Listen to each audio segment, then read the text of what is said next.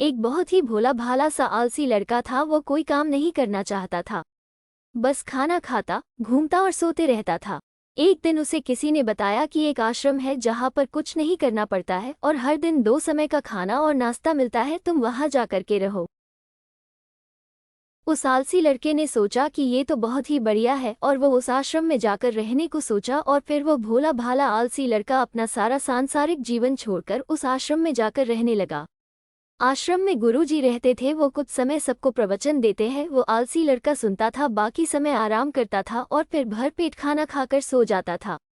ऐसे ही उस लड़के का दिन गुजरता गया। एक दिन उस आश्रम में कुछ भी नहीं बना।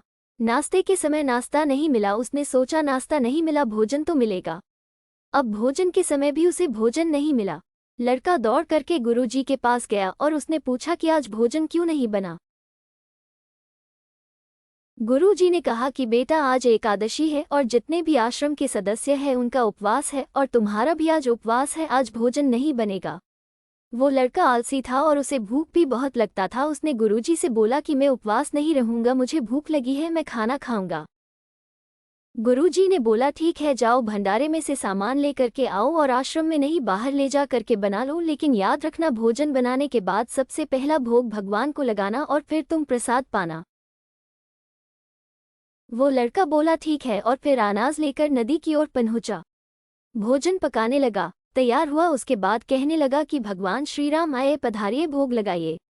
अब जब उसे लगा कि भगवान तो आ नहीं रहे हैं तो फिर कहने लगा कि मुझे मालूम है आपको तो अच्छा खाने की आदत है, मैं बना नहीं पाया और मुझे अच्छा भोजन बनाने भी नहीं आता, लेकिन जो भी रूखा सूखा बना है आकर खा लीजिए। भगवान श्री राम उसकी सरलता पर बहुत ही प्रसन्न हुए और उस लड़के को दर्शन दे दिए। उसने देखा कि भगवान श्री राम आए हुए हैं और उनके साथ में माता सीता भी आई हुई है। लेकिन लड़के ने सिर्फ 2 लोगों के लिए ही भोजन बनाया था, एक अपने लिए और दूसरा भगवान के लिए। और अब क्योंकि भगवान के साथ माता सीता भी आई हुई थी तो उसने उस भोजन को माता सीता और भगवान के सामने ग्रहण करने के लिए रख दिया। भगवान श्री राम और माता सीता ने भोजन किया और उसके बाद जब वह जाने लगे तो ये भोला सा आलसी सा लड़का बोला कि प्रभु आप आए, दर्शन दिए, बहुत अच्छा लगा। मुझे खाने को कुछ नहीं मिला, लेकिन कोई बात नहीं, लेकिन आपसे एक विनती है कि अगली बार जब आप आएंगे तो कितने लोग आएंगे ये बता दीजिए, ताकि मैं उतने लोगों के लिए भोजन बनाकर रखा रहूं। भगवान श्री राम मन ही मन मुस्कुराए और फिर अंतर ध्यान हो गए। लड़का आश्रम गया, दिन बीतता गया और फिर एकादशी का दिन आया और इस बार उसने 3-4 लोगों के लिए अनाज लेकर के खाना बनाने के लिए नदी के किनारे पहुंचा और उसने बड़ी प्रसन्नता से भोजन बनाया और इंतजार करने लगा कि प्रभु आए और भोग लगाए। इस बार लड़का देखता है कि भगवान श्री राम पूरा राम दरबार लेकर के आए हैं, जैसे माता सीता, लक्ष्मण, भरत, हनुमान जी और सभी लोग आए हैं। लड़के ने 3-4 लोगों का भोजन बनाया था और इस बार भी भोजन कम पड़ गया। लड़के ने निराश होकर भोजन को प्रभु के आगे रख दिया। उन्होंने भोजन किया और फिर चले गए और इस बार भी लड़का फिर से भूख रह गया।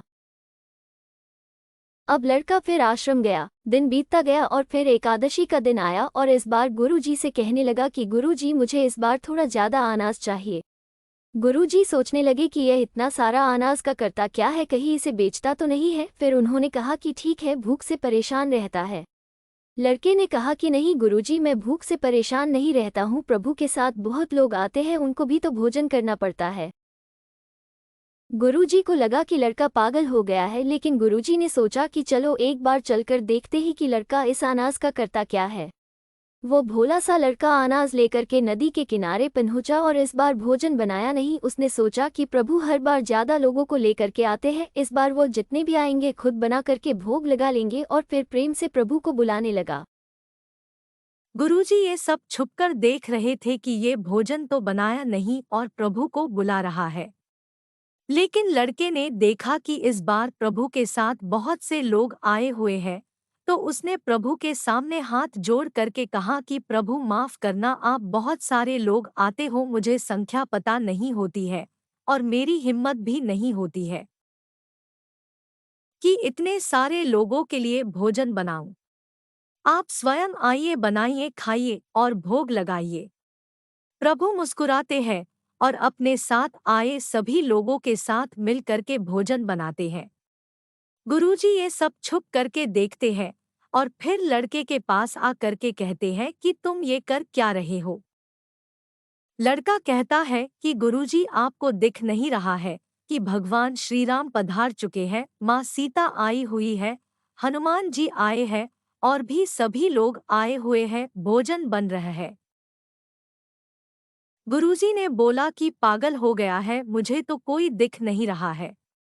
लड़का गुस्सा हो गया और बोला, प्रभु आप ये क्या कर रहे हो, एक तो मुझे भूखा रखा है और गुरुजी को दर्शन नहीं दे रहे हो, जो मुझे पागल समझ रहे हैं, कृपा करके गुरुजी को दिख जाओ। भगवान बोले, नहीं मैं इन्हें नहीं दिख सकता। लड़का बोला, क्यों नहीं दिख सकते, मेरे गुरुजी तो बहुत महान है, बहुत बड़े ज्ञानी और ज्ञाता है। भगवान बोले, हाँ ज्ञानी और ज्ञाता होंगे लेकिन तुम्हारी तरह सरल नहीं है। जो सरलता तुम में है वो तुम्हारे गुरुजी में नहीं है। लड़के ने ये बात गुरुजी से कह दी कि भगवान श्री राम कह रहे हैं कि आप में सरलता नहीं है, आप मेरी तरह सरल नहीं है, इसलिए आपको नहीं देख सकते। गुरुजी की आंखें नम हो गई और रोने लगे कि और बोले कि बिल्कुल सही कहा, मेरे अंदर तुम्हारे जितना सरलता नहीं है, और फिर माफी मांगने लगे। फिर भगवान ने गुरुजी को भी दर्शन दिए। ये कहानी हमें सिखाती है कि जीवन में सरलता सबसे आवश्यक है, जितने सरल बने रहेंगे उतना जीवन में आगे बढ़ते चले जाएंगे। जब आप सरल होते हैं तो आप खुद भी मुस्कुराते हैं और दूसरों को भी मुस्कुराने की वजह देते हैं।